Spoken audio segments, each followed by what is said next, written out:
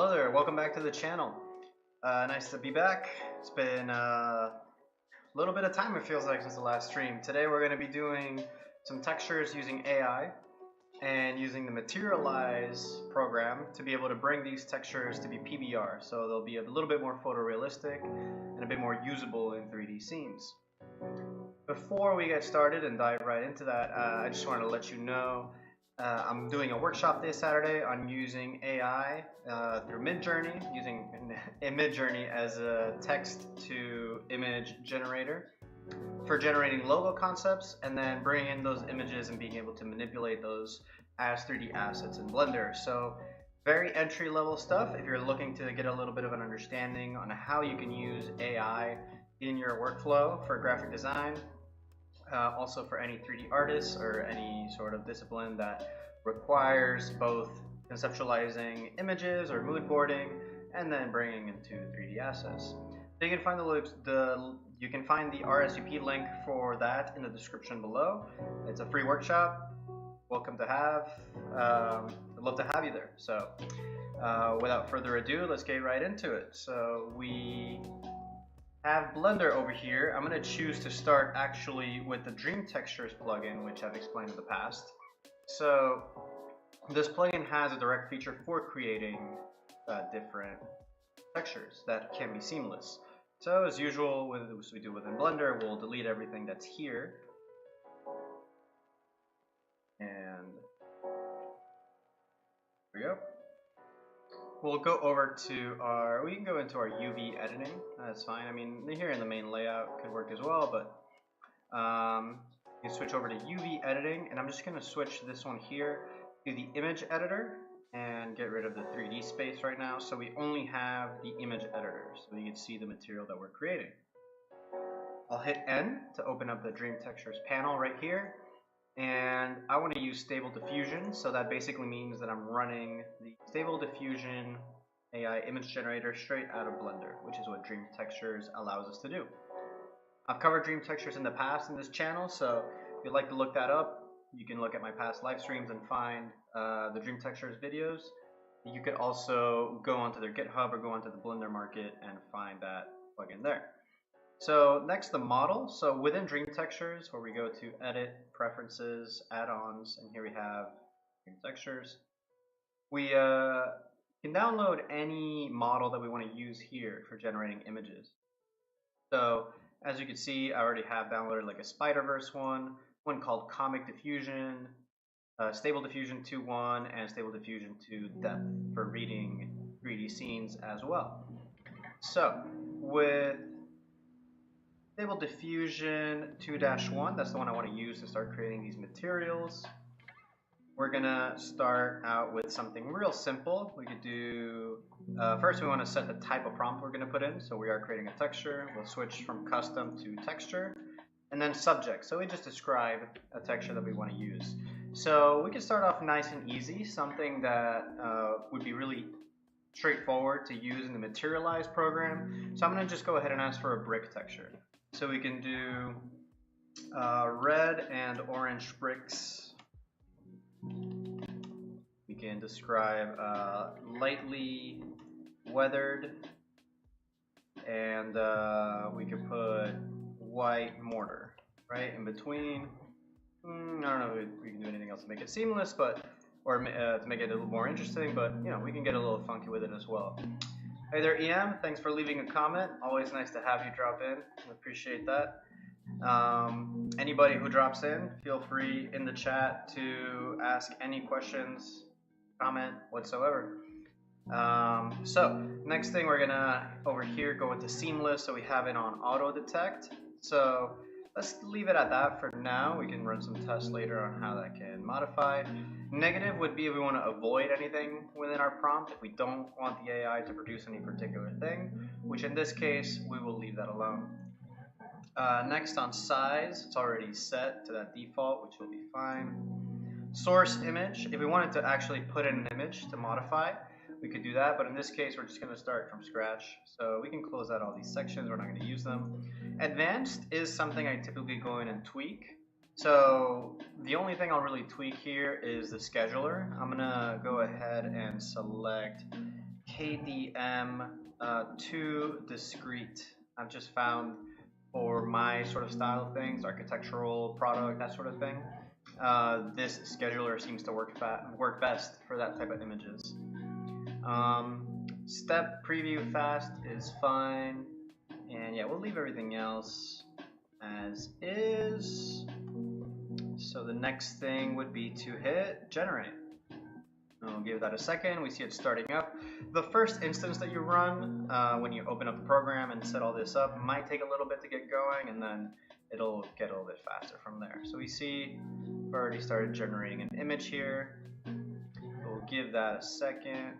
Start producing. We can see the steps right there counting up. So we're at 10 steps, and this is how many steps we're going up on this one, which is 25.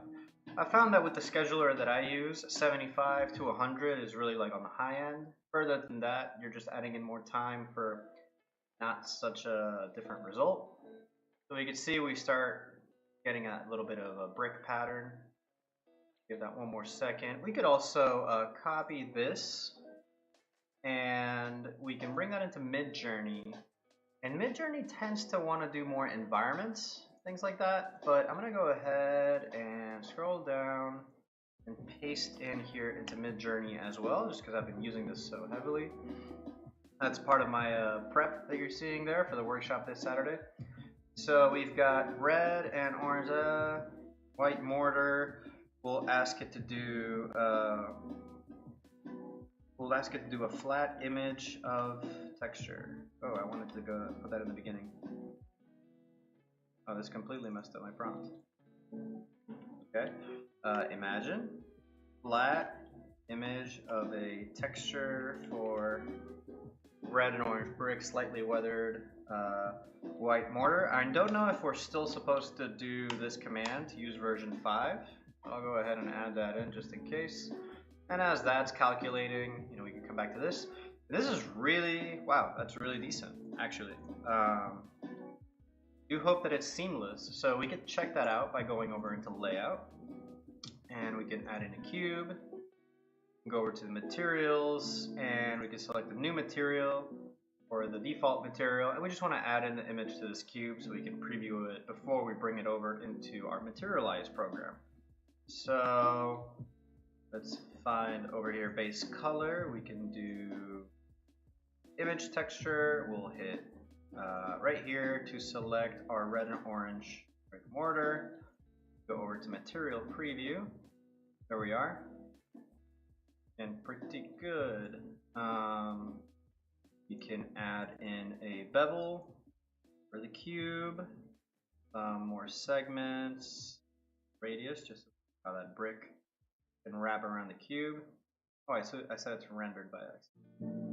So in order to see whether or not this is seamless, we'd have to mess with the UV on this, which would mean going into the shader editor. I just want to vet the material before we export it out over into Materialize. So you have the Node Wrangler add-on enabled in Blender here. I'm going to look for that. Yep, so I already have it enabled, which means that in our shader editor on the image texture here, I can hit Control T, and I can mess with the scale. I can mess with it all at once by adding in a value, and there we are. Tweak the scale of it, and it does tile, right? So we can see like there's one gray brick, which sort of one gray brick and one elongated white brick, which makes it very obvious that it's tiled. However, it's not entirely seamless. Not entirely.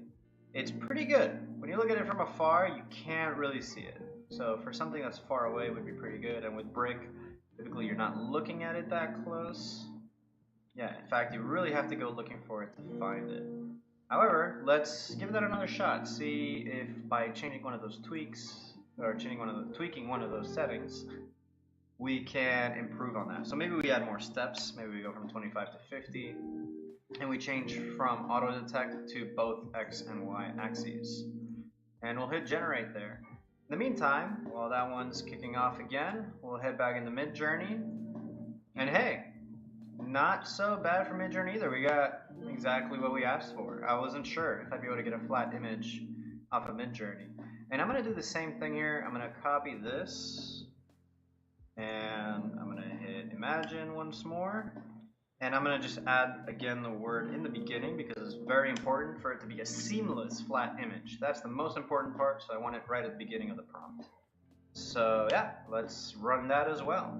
And then we shall see that on the Midjourney website, so I can download all these bricks into one folder and get them into the Materialize program.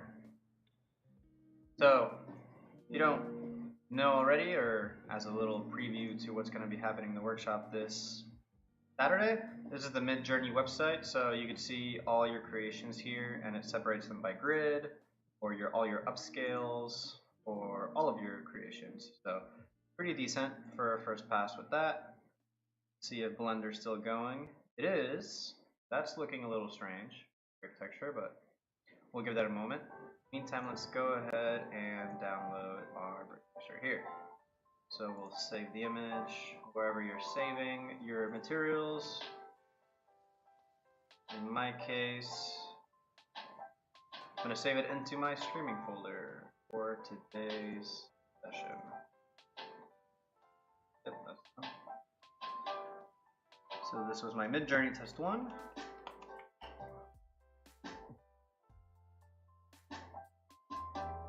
Blender's still going at it, seems like.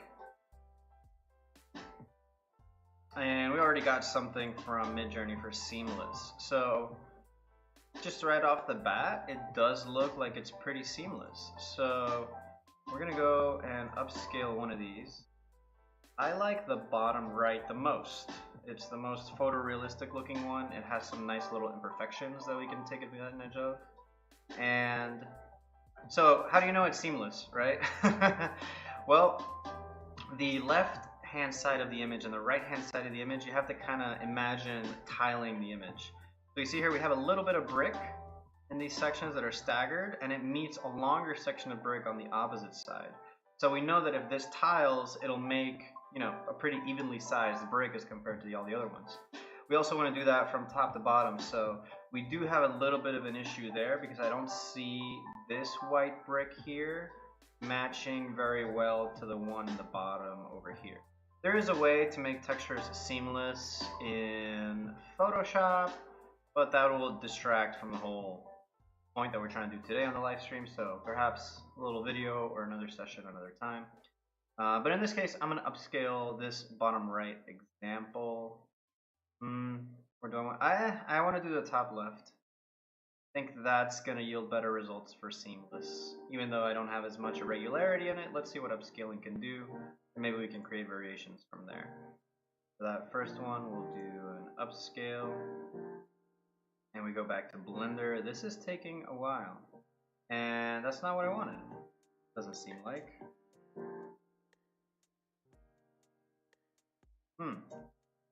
Which is weird, because all I changed here was the steps, and what else did I change? The seamless factor here, seamless axes. I just set it to both.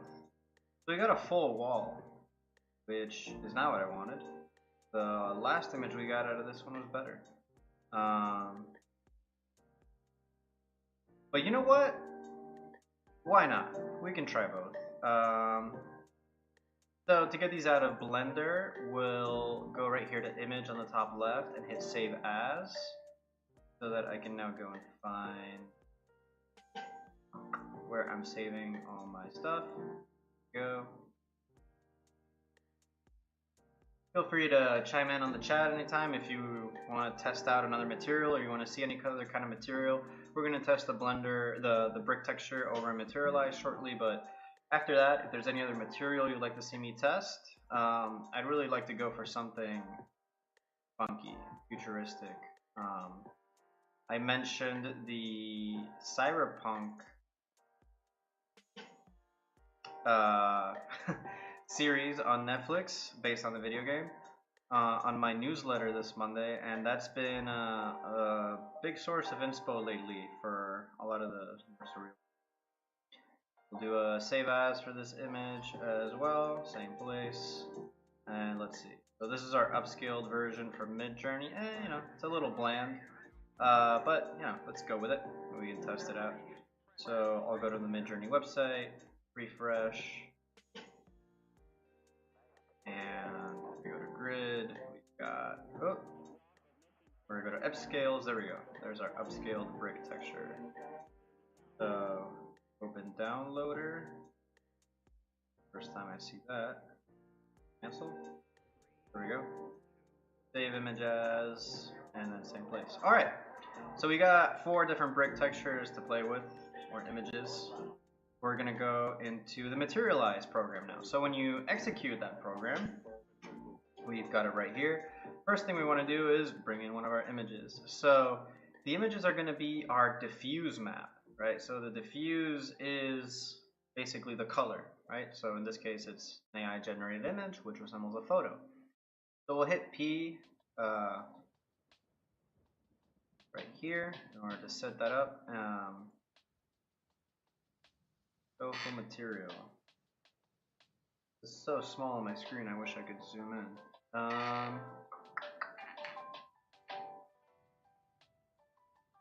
No, oh, there it goes.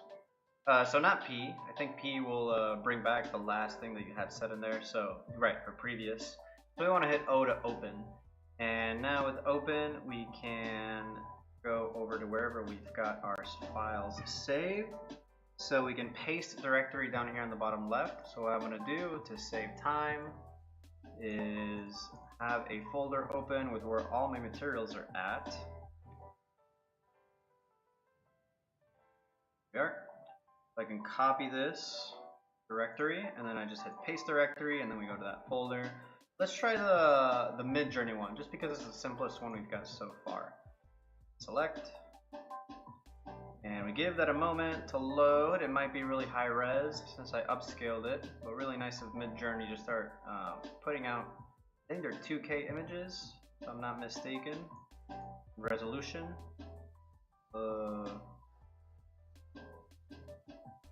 Midjourney test. So this one. Properties. Oh no, they're 1000 by 1000. They're actually half. Let's see. Oh, I think maybe I have to hit preview.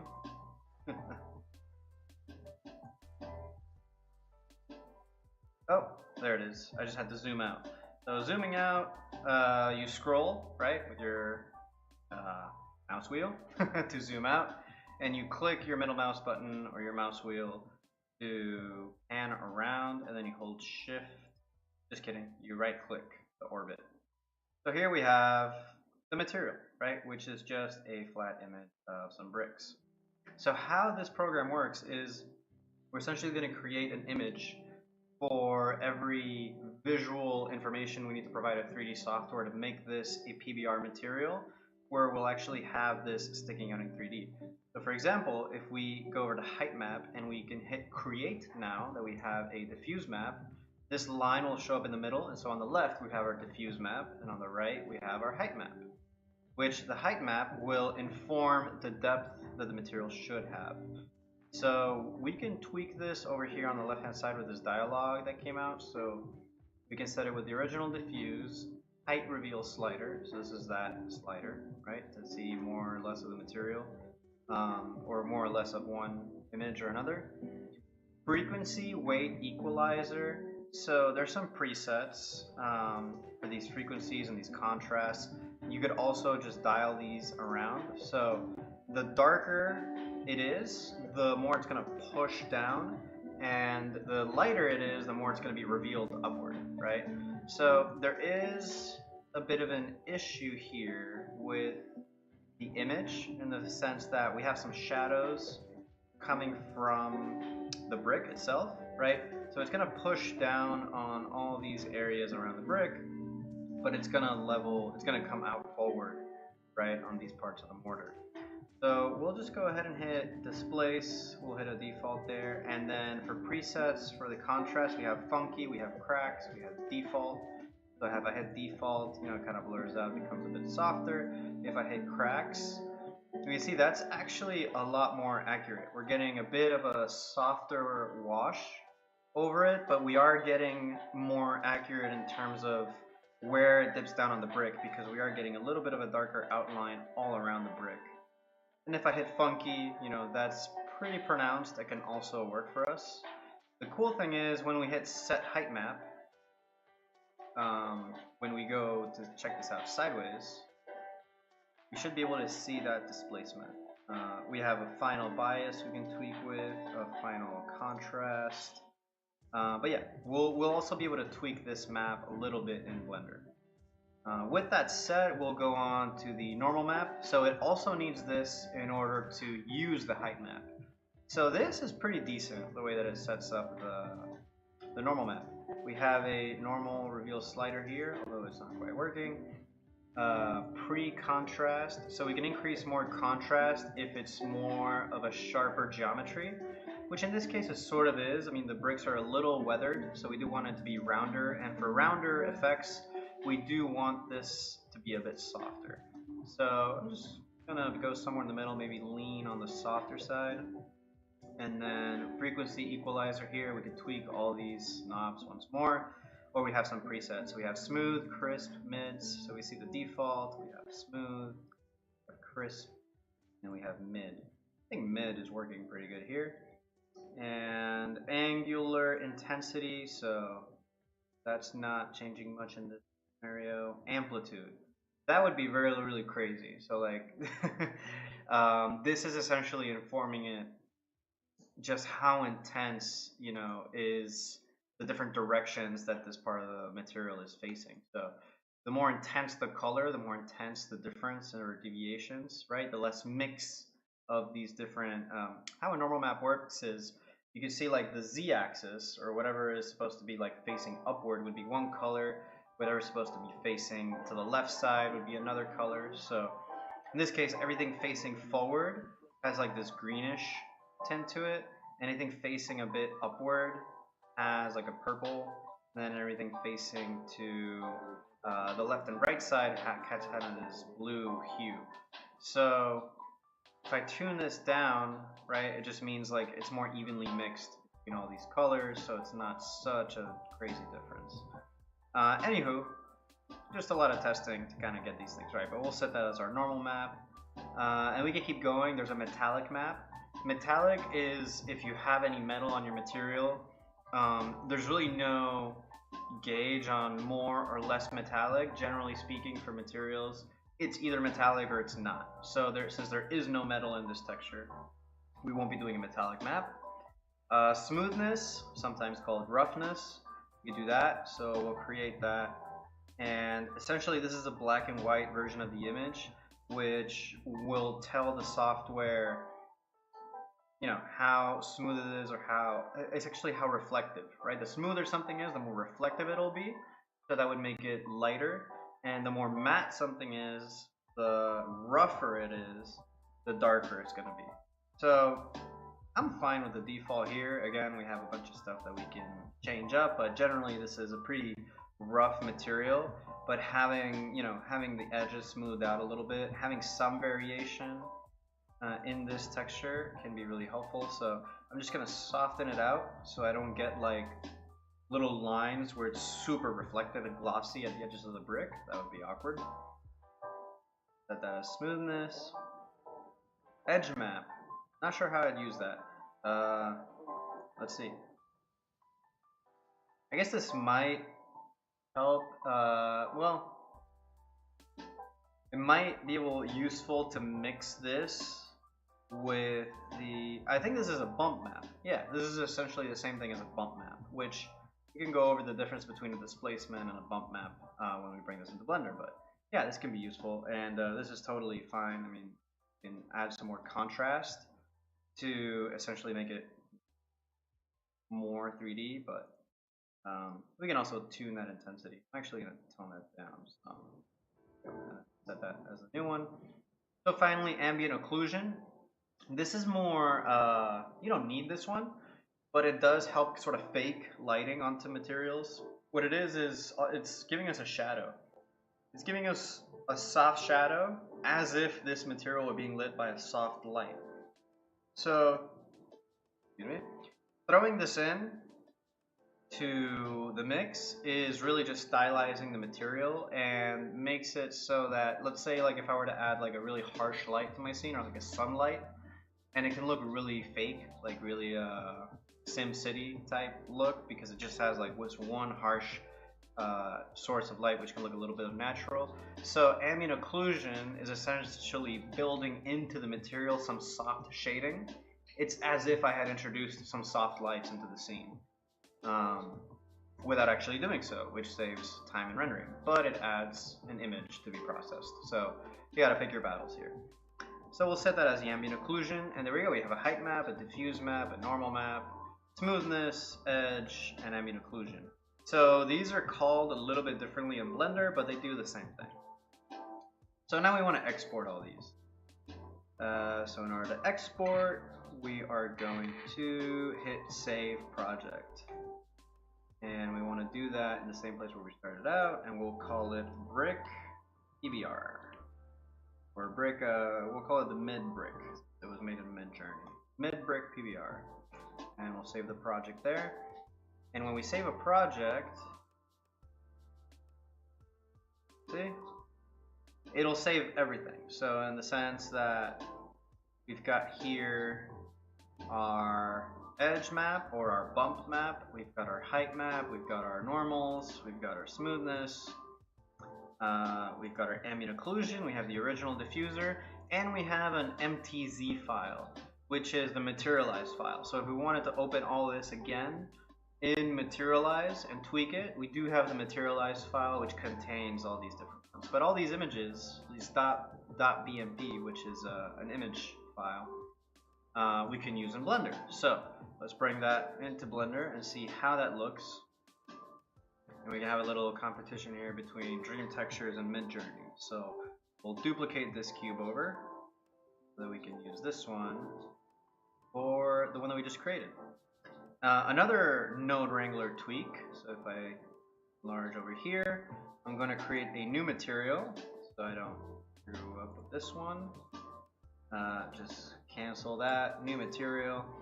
So we have here our principled BSDF. We can hit control with the principled BSDF selected. We can do Control Shift T, and that's going to bring up our browser. We look for our materials. So right here, ambient occlusion, edge, normal, smoothness, diffuse, height. That's all of them. So what happened here with clicking Control Shift T is the Node Wrangler plugin is helping us out again by actually just placing all of those images into this node setup and organizing them very neatly for us and plugging them in where they're supposed to go. If there's one that it doesn't recognize, it either won't be here or it'll be disconnected. So we have here our color, we have here our normal, and we have here our displacement, so the height map. So it didn't pick up the bump map, and it did not pick up the smoothness, which in here is called roughness. So that's fine. We can just create some space for ourselves. Down a little bit. Shift A, and we want to just bring in an image texture. And we can just open up that file again. So we didn't get a roughness, so which is called smoothness. We want to use this node to use the material mapping on this image as well. And then we plug this one into roughness. Alright. So see how it's looking really, really smooth? So maybe if I use the alpha, we won't get that. Yeah, so we want to use the alpha value. So there we see it's more matte rather than the reflective that we were getting. It really depends whether you use the alpha or the color. So for example, if I hit Control Shift click on normal, we see the normal map has color, right? It uses color for the visual data. So we want to use the color map. If I go over back to the smoothness one, it's just black and white, in which case we could use alpha, because it's just, well, I mean, this, I think what's happening here is actually, right, it's reversed. I do want to use color because there is no alpha value here. The issue is Materialize made a smoothness map, and what we're trying to plug into here in Blender is a roughness map. So they're opposite. What we want to do is we want to invert this image.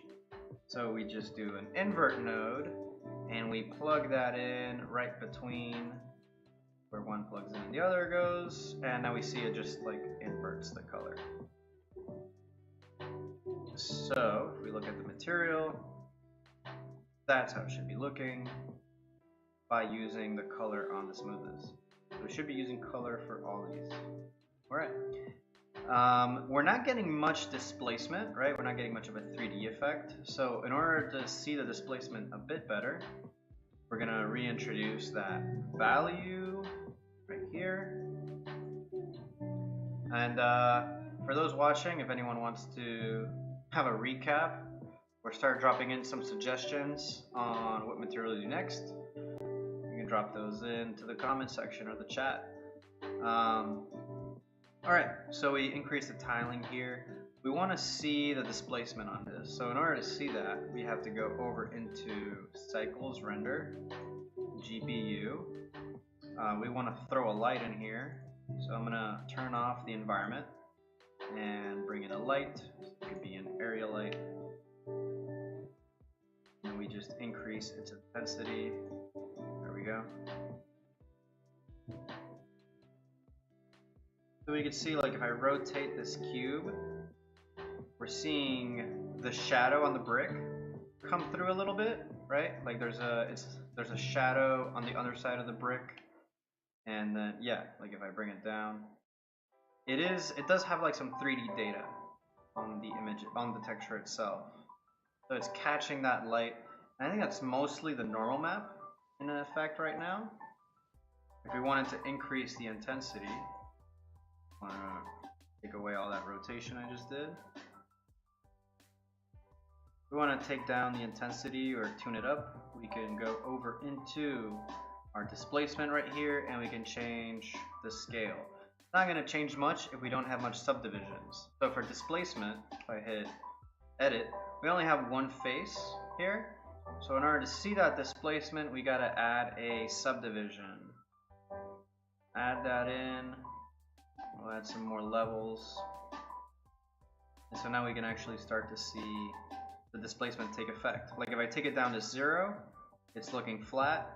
If I bump it up to 0.1, 0.2, right? So it starts to add in a bit more depth to that material. The mid-level kind of brings up that midpoint of the displacement. I'll leave that where it was. And the scale for the displacement can actually be not that pronounced. If we take it all the way down to flat, what it looks like, 0.1 looks pretty good, 0.2 looks pretty good, and we can just keep that right there. Normal map, we can also increase the intensity of that if we needed to, but it starts to break. It gets too intense, right? We start to see these little creases happening, or these little layers, right? If it gets too intense, and that's because we're asking for more intensity than the image actually is providing in terms of visual data. Okay, we're missing another map, which was the bump. So the bump can be used, I would say, like instead of the displacement map. So we put this down over here. The bump would actually go, whoops. Bump would actually be plugged into the normal slot. So not into the displacement slot. So we put this right here. Normal would plug into bump because normal wouldn't form the bump. We add in another image texture. Plug that into strength or height. No, plug that into height. We bring in the vector right in here, and we open up that bump map. So that bump map was called the edge map. We bring that through, this is what that looks like, that edge map. And if we unplug displacement, we look at our texture, we can see the bump map is pretty much providing us with that 3D quality, right? We can also see it if I do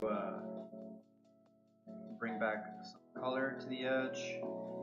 So bump won't provide us with the edge right here, right? It'll look 3D. It'll look like it has some relief, especially if I increase. Oh, I haven't plugged it in yet.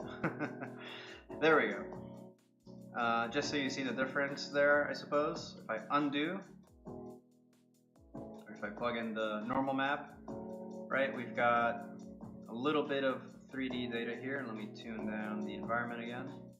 We have a little bit of 3D data here. If I add in the normal map, or the bump map, we see now we're getting this grunge, right? This sort of like imperfection on the surface. Now once more, plug in normal, right? It's a bit smoother looking. And if I plug in the bump, right? Boom, we're getting that little roughness, that extra level of detail on the surface. So in this scenario, it may make sense to use bump and displacement. So if I plug in displacement and I increase its intensity, you should start to see the brick on the edges actually pop through, and it may require us to add more subdivision to our cube in order to see that effect come through. So I like to use a simple subdivision and then stack a Catmull-Clark subdivision on top of that in order to really make that 3D effect pop. I might have pushed it too far with 4 levels of simple, but yeah. Oh yeah, and now we're duplicating, so we'll bring that down to, oh yeah, I crashed my blender. But anywho, yeah, we had it pretty much. We can bring that back with recover, autosave, and here it is from just a minute ago. There we go. So yeah, we can keep it simple. We'll plug that back in, bump map into here, displacement is already there, and then control shift click here. Okay, that's looking pretty good. If I move it around, see it has some pretty neat 3D quality. If I rotate it, right, it's always getting underlit. So even maybe like too much detail, I think maybe the bump might be too intense. So I'll tune down the bump. There we go. Still want it there, just not so crazy. So just a little bit of strength on that. Okay. Oh, yeah, we should save. So especially since we crashed. So we'll call that mid brick, right? Our Midjourney brick texture. Alright, sounding pretty well. So we want to do a totally new material to wrap up. I'm going to speed through the same part of the process since I already went over the general way of getting into it with a brick texture. It kind of covered all our bases. So if you would like to at this time drop into the chat any suggestion on a material, something maybe that's futuristic, something that's funky, something that's not traditional, maybe not just like concrete, but I don't know, a spaceship material or something along those lines. Give that a moment for anything to come in through the chat. So I did set up my, while I give you a moment, add something in there in the chat, I have to re-enable my Dream Textures plugin because I crashed. There it goes. And when you crash and you don't hit Save Preferences, you have to re-enable your plugins. So there we go, we got it back. We're going to go over into UV editing and merge these together, switch this over to an image editor, hit N to open up Dream Textures. So we did use the brick texture from Midjourney, although I did really like the brick that we had going on over here previously from, yeah, this brick one that we got out of Dream Textures would have also been very decent, although arguably a bit more difficult. The key also with these materials, like this one is pushing out quite a bit and it has a much deeper shadow. than the rest. So something we may want to include in our prompts for these textures is to use soft lighting so that we don't get these hard shadows, because these hard shadows can throw off the Materialize program when creating those height maps or creating all those other things. So we can go ahead and Stable Diffusion, we'll set it into 2-1, we'll set it to texture for the prompt, and then we select our subject. So let's do something like, we'll do a soft, well, we want to add soft light. I'll add that towards the end of the prompt. Hopefully that tweaks correctly. But we could do something like a, yeah, well, let's do like a, ooh, race car. What if we do like a futuristic race car panel? We'll ask it to do chrome, and we'll ask it to do like, just throw in CMYK, just because that color range is like very cyberpunkish, very related to sort of futuristic type stuff. CMYK, we can add, did I add the word cyberpunk? Yeah, let's add that word. Let's throw cyberpunk in there, and then we'll do soft lighting. See if we can get rid of any hard shadows and have something very even that can work well with the Materialize plugin. So again, I'm not going to tweak much here. It's going to work very well. We're just going to set this over to KDM2 discrete. That's just what I like to use for the type of style that I go for. And that's all I did, right? We'll hit generate. We'll give that a second.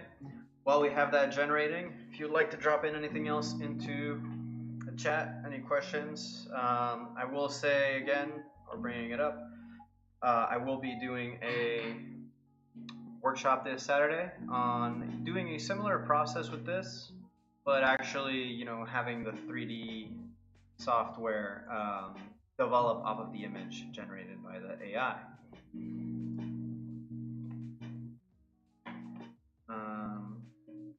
Still starting up because I did crash, so it's having to re-kick off.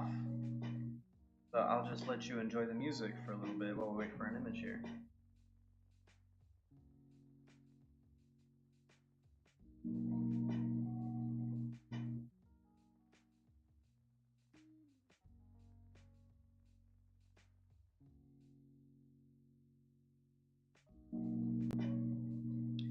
I'm also going to go into Materialize and hit New Material here.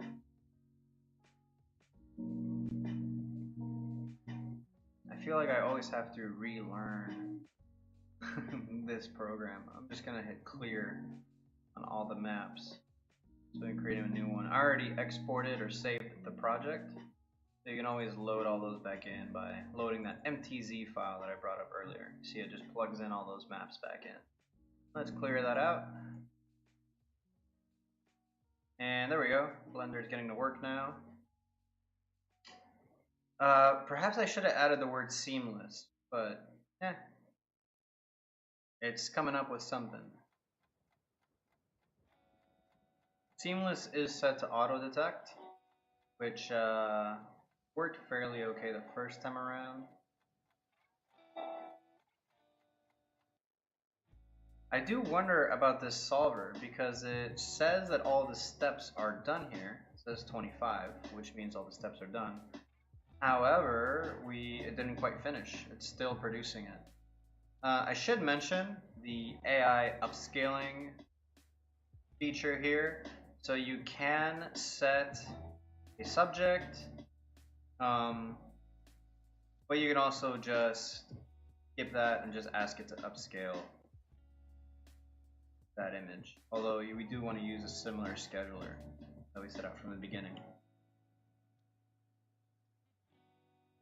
Oh, okay, so it actually looks like a race car. That's not going to work. I mean, this outer part's going to work. So let's take out the race car prompt, and we'll add in futuristic carbon fiber panel. Alright, futuristic carbon fiber. Let's take out the word Chrome. CMYK. Oh yeah, let's leave Chrome in there. CMYK, Cyberpunk, soft lighting. The soft lighting did come through for us in this scenario. So we don't have any hard shadows on this image, which is really good. So that's letting me know that that soft lighting effect, I mean, we did have some soft shadow or hard shadows, but not as much as we were getting previously. So we'll hit generate again. You can see it's kicking off right away. And give that a moment. We could do this again, where I copy this prompt and I bring it back into Midjourney and have Midjourney and Dream Textures sort of compete. I'm going to use the one coming out of Dream Textures just because we used this Midjourney just now. But yeah, we'll add in that prompt, and then we want to add back in the seamless flat image of a texture. Oops. Seamless flat image of a texture 4. Copy that and then paste that right before where else I wrote, and send that on to Midjourney.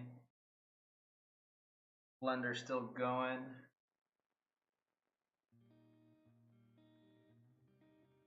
Wonder if this is taking up any resources.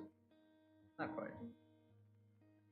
Okay, we're getting something here. We can tell now it's like more of a pattern, less so of an overall image or overall scene like we were getting before. If we look at Midjourney, and it's going so much faster in the cloud. Well, this can be really interesting out of the Midjourney one. Dang it. Yep, it finished. So Midjourney did a really cool effect. The fact that it did hexagons, and if you're following me on social media, I did a hexagonal pattern for a design for the livery on a race car. So it's funny that we're asking for a futuristic race car or a futuristic type. I took out the race car portion actually, but the fact that we keep going out to this hex pattern is interesting. Maybe that futuristic. Oh, carbon fiber, futuristic carbon fiber. Maybe that's informing the hex pattern. Yeah, that's so much more boring. The brick that came out of Dream Textures is better, but this one ain't working that well. Yeah, let's do the one out of Midjourney again. Screw it. So we're gonna upscale the one that's gonna work best here, which is the top right one, possibly. Although if you'd like to vote for one in the chat or in the comments, we'll give you the chance to do that now. So top left we got 1, top right we got 2, bottom left we have 3, and bottom right we've got 4. You can vote in on the chat if you'd like to vote on which one we're using.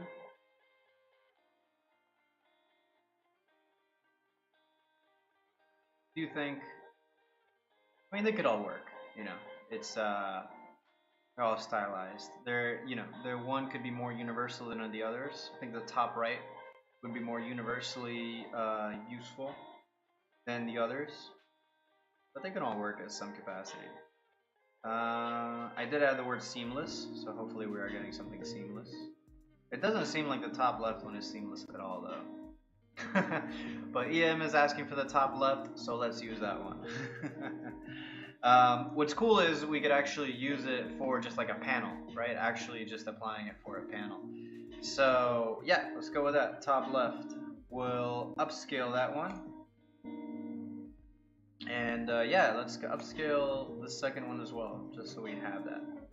So that's running. While that's running, maybe we take another stab here with Dream Textures, since we won't be going in here. Futuristic Chrome.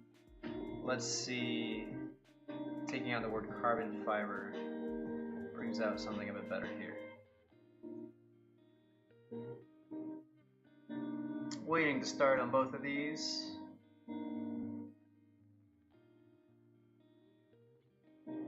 And the post that I made promoting this one is scroll way back. So I was doing these tests of kind of seeing what different results I could get using different words in Midjourney to really break down the essence of what this AI is taking from these different words when putting together a prompt. And it was pretty interesting. Like essentially I used dodecahedron every single time just to kind of not have it be so crazy and go all over the place. And dodecahedron was an interesting one to choose because you kind of get a bunch of panels facing the camera, and that gives the AI a little bit more liberty in like what to show. So by what I mean by that is like it'll do this really cool pattern, and how that pattern develops according to what image is accompanying or what word is accompanying dodecahedron, right, is informing me a little bit more of what it's taking from that word, right? So for example, here we have dodecahedron obsidian, and for that we're getting these patterns that are a bit perfect and sharp, but then it could also be very fluid, right, or curve-like with some color highlights, or like it's melting. So it's interesting that it relates obsidian to melting or lava-ish. I was trying different cloths, and I just thought, like, what if I throw in a garment? And yeah, I mean, it did exactly what it showed me, a jacket made of dodecahedrons, which is pretty interesting, pretty crazy. I love the bottom right one. I would actually wear that. So, okay, we got our images, nice. So let's take it up into, let's go into the website, we'll refresh, and we're in our upscales. Come on now. Here we go. We can take number 1 and download it.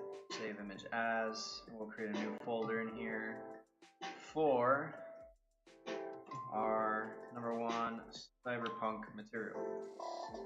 Cool, plug that in, save, and then we want to go to Materialize. Again, we're starting out with our diffuser, so we go open, and we can go into the folder here and bring in our image. So select that, and bam, put that in here. So same thing, we could start with our height map. So yeah, this is where it gets a little tricky. So we can set it, we can switch through the presets here to see which preset is reading the geometry of the image best. So this displacement one isn't actually reading it well. This one is separating very well the wireframe from the actual panels. This one not so much, so we'll run with this one. And then on presets, we've got default, we've got cracks, and we've got funky. And actually funky might be closest, except for like this inner glow that we're getting there, which is very unfortunate. Probably should be darker like that. And again, we're like picking up some of the reflection as height information, which, okay. But I think I want to add some contrast here. So I want to generally make this darker so it sinks in and doesn't raise as much. I want the brightest value here to not be so far off from the darkest. There we are. We just kind of tweak those with the biases and the contrast. So that's reading fairly well. We'll set that as the height map. And now we can create our normal map. So again, I'll just run through the presets. Want it more crisp, want it in the middle, or want it smooth, or the default. Default actually looks good. Yeah, we'll just run through this. Create metallic. We do have metallic for this one. So the wireframe here, the structure and these panels are metallic, and then where we have these pads is not metallic. So here it says pick color. So we could actually perhaps pick a color on this material to indicate what color on this is metal. So if I click over here, pick color, click, just to show you how that it's working. If I pick on purple, it shows purple. So we can pick what color on here is metallic. So if I go to this light blue and inform that as metallic, now it's turning these panels over here darker color, which means they're not metallic, which is what I want. Of course, we got to tweak over here a little bit to get this to be more accurate. So there we go. The lighter the color, the more metallic, or it will be metallic. So yeah, I just want to tweak that till we get it right. Pretty good. Blur size, so we can blur that metallic value. Overall blur, set as metallic. I can run with that. Create a smoothness map. So sure, I mean, it's reading it. It's like, see, like a lot of the lighting is appearing here, but fine. Create a lot of contrast. So we obviously want the metallic parts to be smooth, and we want to darken the parts over here that look like they have some texture as not smooth, right? It looks like a carbon fiber. So there we go. Set a smoothness. Edge map. Fantastic. Yes. Go through the presets, but yeah, I like that first one, the default. Set as edge map. And then our ambient occlusion. I actually didn't go over the ambient occlusion over the brick, so I will go over that for this one. So pixel spread, that's kind of strange. Pixel depth. Yeah, set ambient occlusion. There we go. Save project. And yep, cyberpunk. We want to save here. We'll call it our cyber material. Whoops, still tweaking that. And if we go now into Blender, oh, that's cool. That's the one that we got from Dream Textures now. It's nice. It'll be saved into this file. We'll hit Shift A, Mesh Cube.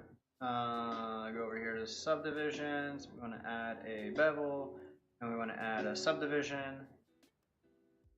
So we can add more segments to the bevel, more distance, and then more subdivisions. All right, we got a round little cube there. Same thing. Go to our shader editor, create a new material. Principled BSDF, Control Shift T, and we'll look for our new material under Cyberpunk. Select all our images here, Principled Texture, and we missed out on 2 values just as last time. So same thing, I'm gonna create some space here so that we can bring in our roughness map, which in this case is called smoothness. So image texture and open smoothness. We need to invert that one because here we want to plug it in as a roughness map. So right there you go, roughness. And we also want to bring in that bump. So another image texture, and that one's called a edge. So we'll bring in the vector mapping right here. Oh, we're not seeing anything. We want to go to material preview to see something. So there's our material wrapped onto it. That's wrapping strangely well, almost. Yeah. Plug that color into our bump map. So we'll bring in a bump.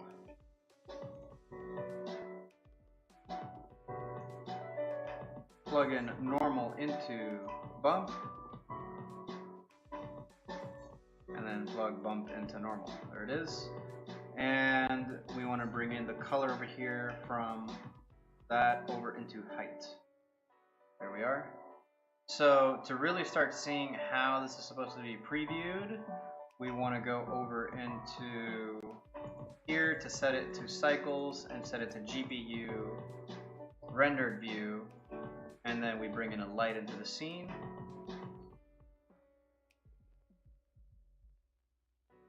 Okay. Maybe not so dark. You can see a little bit more. Make that light bigger. Cool. Alright, so a little bit of tweaking we gotta do over here. We'll just clean this up a little bit. Need a bit more space. We'll shift these things around. There's our bump. So our bump is too intense at the moment. So we'll go in and reduce the intensity on the bump right here. So tone down that strength. Right, so a little bit there. Displacement, we actually want this to be more pronounced. So we'll go over to scale and make that more intense. Oh, we want the normal to plug into displacement as well. It's possibly something I missed out on the brick section as well. But yeah, we see our displacement kicking in there. Nice.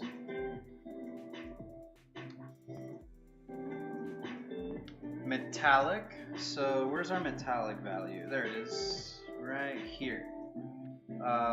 It's working fairly well. We're getting a bit of a reflection here for that metallic section, and it's not carrying over here. We're getting nice little bit of a reflection, right? If I move around here, right, we can actually see that gloss happening on that wireframe, kind of move around on the texture as I change my perspective to the light, which is exactly what we'd expect from a metallic value. If I increase my subdivisions, it should smoothen out, you know, some of that displacement. What I want to do also is add once more the value over here in the beginning. And there we go. So yeah, this one tiles very much, but if I tune it down, we can get away with it to a certain degree. I think the right application for a material like this in any case wouldn't actually be to put it on a cube. Let's put it on a plane. There we go. And we can add subdivisions to this plane, just as we did to our cube earlier, so we can start to see our displacement take effect. So basically we want to split this into little cells so that the displacement can actually do its thing. We'll add one more. Okay, well that's looking decent. Now the ambient occlusion effect, right? So if I move the light, right, it has that 3D effect to it, especially like if I rotate it, we can actually see it's playing fairly well on these folds that the yeah, I didn't think it would work well with these folds happening on the material, but we're getting away with it. Yeah, like the effect I think still works because it casts a shadow on itself fairly well. So, ambient occlusion. How does that work? So we go over here, we see it brought it in, but it didn't do anything with it. So what we do with that is we use a mix node to mix the ambient occlusion with our color. So we bring in the mix and we want to change it from float, which is a number, to color, so we can mix two colors. Now I'm quickly going to realize which one I should do first or not. So this is just the color value that we're previewing right here, and this is just the ambient occlusion. So when we put them together through this mix node, we want to plug one into A and one into B, and then that's basically 50-50, one and the other. So if I put it all the way down here, it's completely ambient occlusion. If I put it all the way over here, it's completely the color. So what I can do is, if I leave it at 0.5, I can set it from mix, right? It's set the color, but set it from mix to multiply. And what that'll do is it'll essentially only apply the dark regions of the ambient occlusion map onto the color map. I think what I need to do here is actually reverse their order. So put ambient occlusion at B, and then put the color at A. Right. So we put our color in A, ambient occlusion in B, and now if I change the factor, all I'm seeing is that fake shadow from the ambient occlusion change in intensity. So that's no ambient occlusion, and then as we increase the ambient occlusion, we're just adding in like a soft shadow over the image. And when we see the final result, it looks like that. Very, very neat. If I move this light around, we can see, I mean, to further prove the point here, if we only look at the multiply layer and I move the light, nothing changes, right? It is unfazed by the light changing or moving around on it. Well, that's also because it's not the texture. That's not fair. What I'll do is I'll save and show you the comparison. So if I, or you know, I'll duplicate the material actually. So I'll duplicate this material, and in this duplicate I'll unplug metal, I'll unplug roughness, and I'll unplug the normal, and I'll unplug the displacement. And I will duplicate it over and set the original one here. So this material is only carrying through the color with the ambient occlusion, and this material is showing us all the maps together. And we can see as we move the light over it, may really have to I'll move it slowly. So yes, the light is sort of, yeah, I think this top-down view is actually best. So you can see the top one is very flat looking, whereas the bottom one looks much more photoreal, right? Simply because it has all those maps plugged into it. This one's very, very flat when the light's right on top of it, and this one is obviously getting lit more direct, right, when we move the light on top of it, but we're reading more on the material properties of that one itself. So say I wanted to create a quick little scene with this. Oops, that's not the one I wanted to delete. We can scale this up, stretch it, hit Control A to apply all transforms, or rather than scaling, so I don't have to like bother with remapping. Oh, but I already subdivided this. I'll create a new plane, and I'll assign that material to it. So I can tab into it, select the edges, or two edges, extrude them up. That's pretty cool actually. It's distorting the texture onto it, but I kind of like that effect in this scenario. But you know, if I move these out, it's stretching the material. And if I tab out of it, oops, increase my ambient lighting.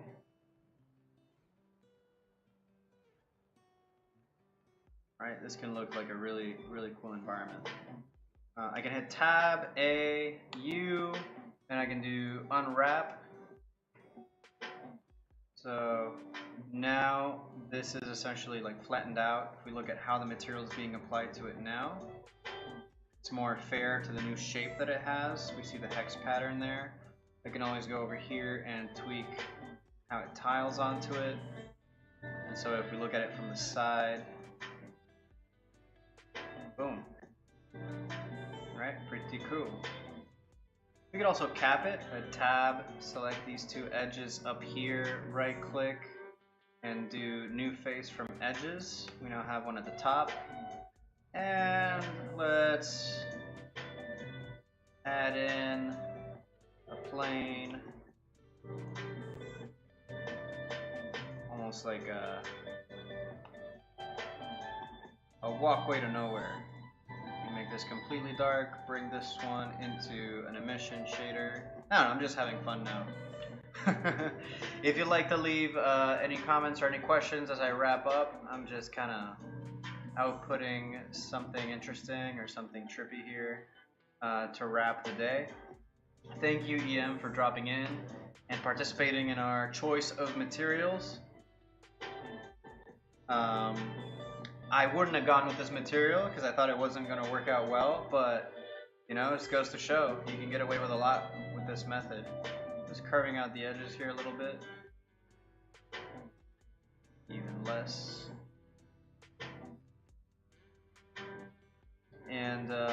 maybe let's do like a color ramp.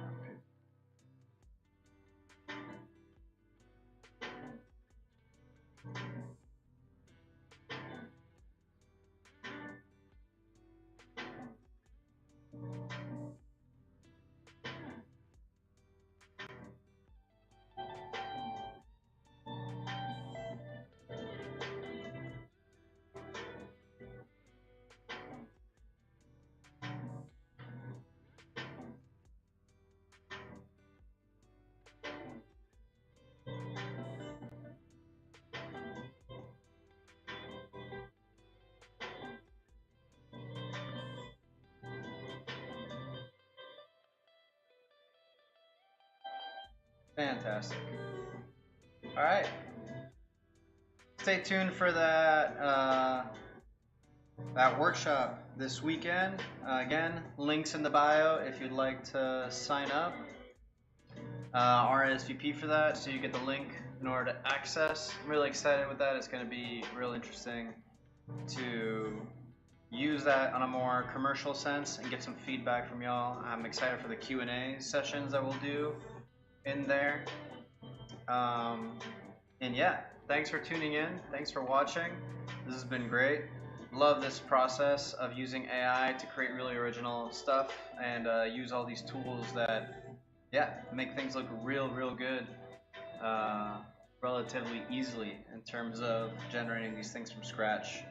It used to be so much more difficult to do this whole process, and now it's been so simplified.